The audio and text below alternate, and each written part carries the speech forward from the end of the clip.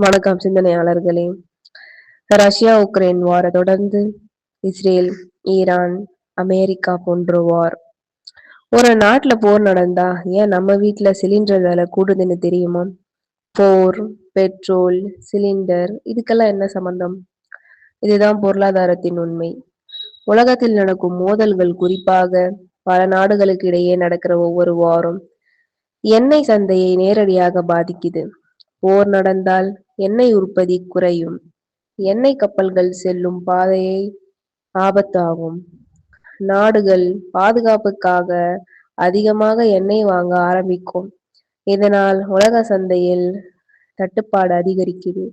உலக எண்ணெய் உற்பத்தியை கட்டுப்படுத்தும் OPEC போன்ற அமைப்புகள் உற்பத்தியை அதிகரிக்கவில்லை என்றால் பெட்ரோல், டீசல் மட்டுமல்ல, நம்ம வீட்ல பயன்படுத்துற LPG சிலிண்டர் விலையும் உயர வாய்ப்பு இருக்கிறது. அதனாலதான் ஆயிரக்கணக்கான கிலோமீட்டருக்கு தூரத்துல நடக்கிற ஒரு போர் கூட நம்ம பைக் பெட்ரோல் விலையும் நம்ம சமையலறை சிலிண்டரின் விலையும் மாற்றிவிட முடியும்.